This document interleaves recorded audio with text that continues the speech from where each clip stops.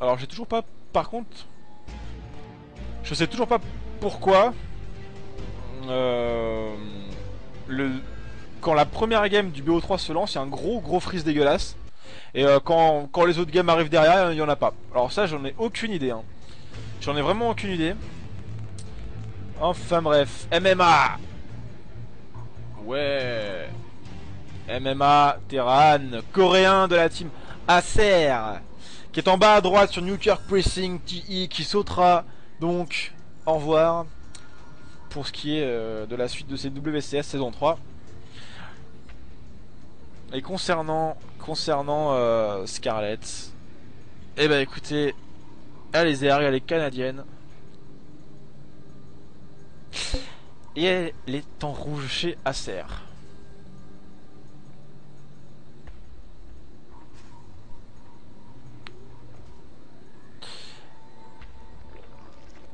Hatch first. Boom. Hatch first, c'est parti, c'est dirty. En route. Alors pour ceux tous qui se demandent, là, il y a 50 000 trolls et questions pour Scarlett à chaque fois qu'elle joue sur un stream français. Scarlett est née garçon et souhaite devenir une femme comme beaucoup de personnes sur Terre, et donc souhaite être considérée comme une femme. Je pense que pour le respect de la personne, ce serait bien d'arrêter de la troller. Après il y a plein de blagues rigolotes à faire comme d'habitude hein, sur tous les sujets, etc., mais je pense que ça doit un peu la saouler en fait, au bout d'un moment. Surtout qu'il y en a qui sont méchants en fait, hein, que ce soit pas forcément que les Français quoi, mais il y en a qui sont méchants. C'est un peu dommage, mais bon. Alors, 1-0-1 du coup. 1-0 pour 1-0 pour Scarlett.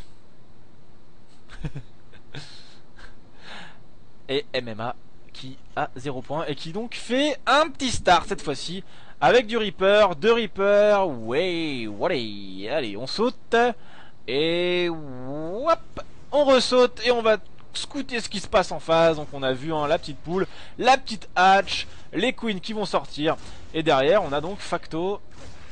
Classique de Reaper. Donc attention aux Zerglings là, parce que là les Reapers quand ils sont deux ils font vraiment les malins.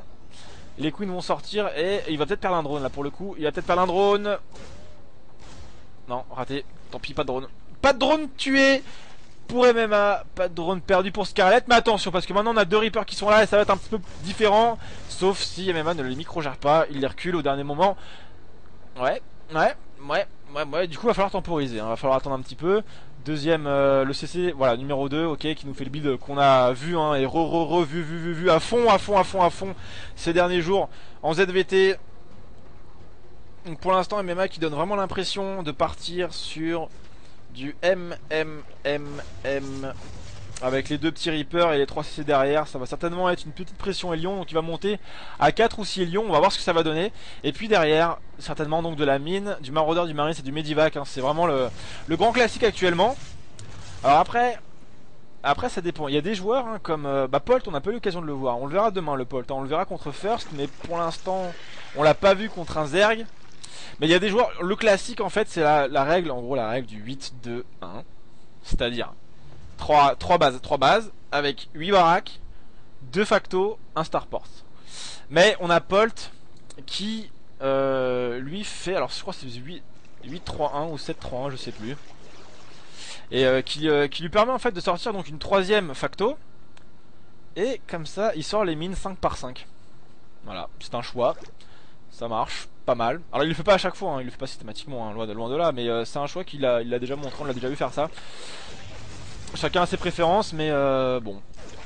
On va voir sur quoi opt MMA, ça se trouve il partira même pas sur sur cette chose là, mais vu qu'on envoie le Steam Pack, vu qu'on continue un petit peu les lions, à mon avis ça y ressemble. Voilà, donc on a la fameuse composition 6 lions de Reaper. Pour l'instant il n'en a pas perdu, donc ça en fait ça lui permet à la fois de ralentir le mucus, de forcer la production de Zergling et de forcer aussi la recharge de Speedling, mais ça c'est un petit peu nécessaire pour la petite Scarlett. Et du coup, eh ben au sol, en sol-sol, il est safe. Mais ce qui est vraiment important pour MMA, c'est de ne pas perdre des lions, de ne pas se faire avoir. Parce que si jamais, au grand jamais, il perd ses lions, il pourra pas prendre B3 de manière sécurisée.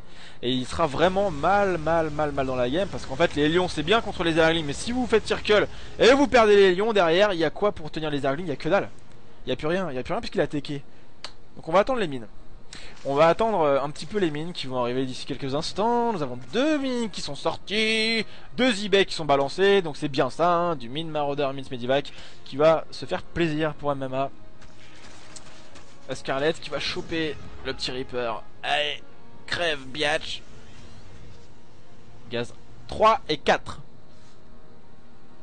Et alors on envoie le tier 2, on envoie le Banning Nest.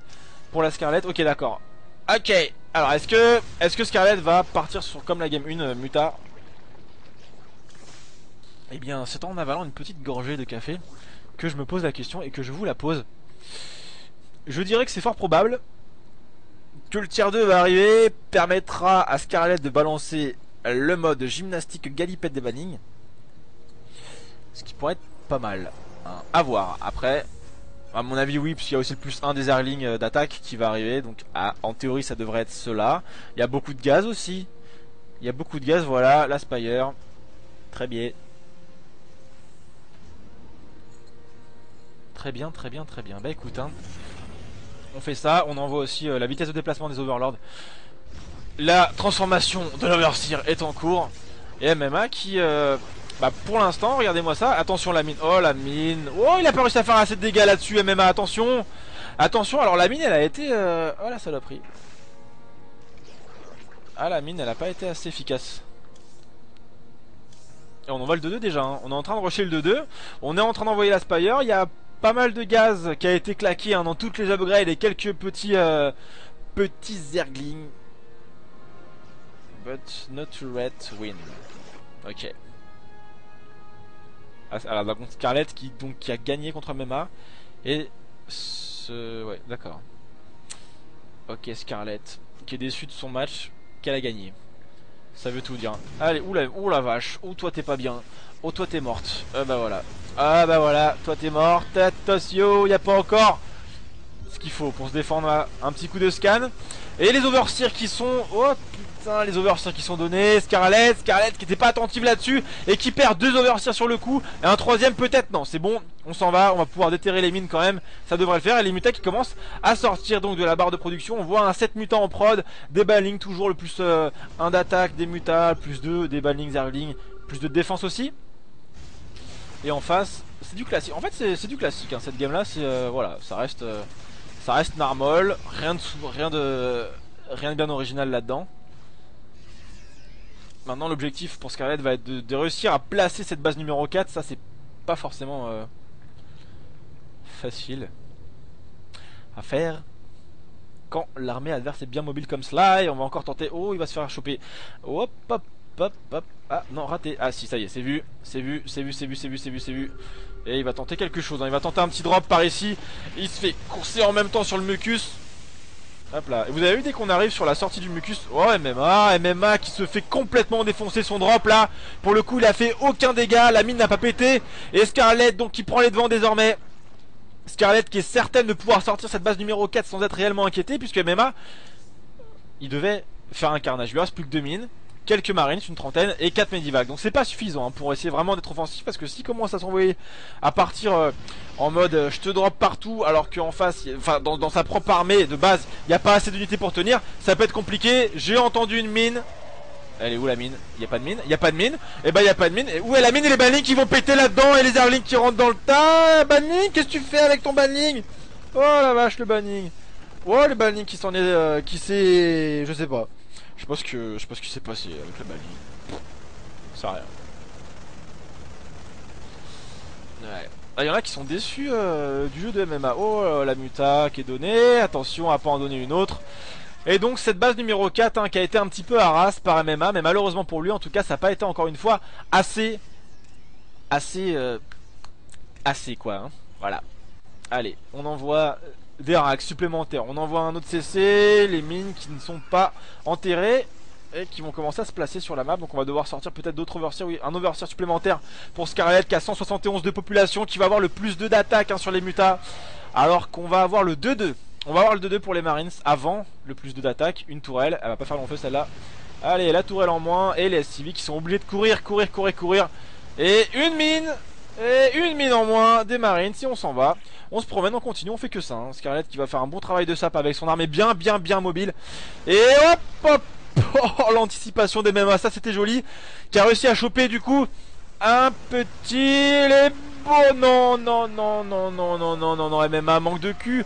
Manque de chance pour MMA qui a pas réussi à faire un strike, hein, dans le paquet de Zergling. Pour le coup, les Banlings qui arrivent derrière, il est obligé de lever cette base numéro 3. Les Banlings sont encore là, il y en a encore quelques-uns.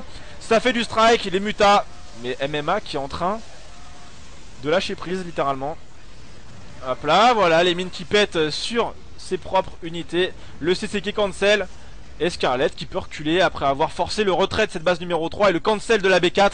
Scarlet est vraiment bien dans la game, hein. 152 de pop contre 95. Et MMA qui commence vraiment à être dans la merde.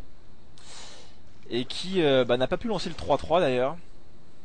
Donc on va être en fait sur un pied d'égalité un petit peu en fait au niveau des upgrades, hein. Je crois que les Zerglings sont 2-2 et que les mutas vont avoir le plus 2. Il perd encore des SCV MMA.